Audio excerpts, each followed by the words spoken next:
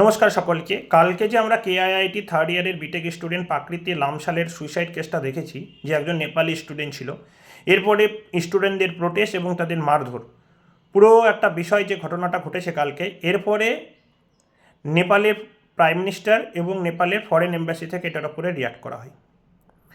আমাদের এখানে একটা জিনিস বুঝতে হবে যে রিসেন্টলি ইন্ডিয়ান ফরেন রিলেশন যেমনই হোক না কেন, নেইবারদের সঙ্গে রিলেশন কিন্তু খুব একটা ভালো নয়।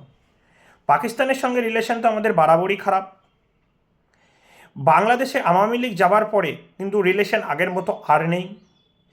শ্রীলঙ্কার সাথে রিলেশন একটু স্টেবল হলেও খুব একটা ভালো বলা চলে না। চায়নার সঙ্গে তো আমাদের রিলেশন দেখতেই পাচ্ছেন, প্রতিদিন খবরে বোঝাপড়া চলছে। চায়নার সঙ্গে রিলেশন ভালো হওয়ার সম্ভাবনা নিয়ার অ্যাবাউট ফিউচারে তো খুব কম বলেই মনে হচ্ছে, কারণ দুজনেই গ্রেট পাওয়ার এশিয়াতে। নেপাল কিন্তু একটা বাফার স্টেট বা সুইং স্টেট। বাফার স্টেট বা সুইং স্টেটটা কি? যখন একটা ছোট দেশ যখন দুটো বড় দেশের মাঝে থাকে তখন সেটাকে বাফার স্টেট বা সুইং স্টেট বলে, যেটা ওদিকেও যেতে পারে এদিকেও যেতে পারে। নেপাল চায়না আর ইন্ডিয়ার মাঝে, নেপালের সঙ্গে ইন্ডিয়ার যে রিলেশন সেটাকে বলে রোটিভেটেড রিলেশন।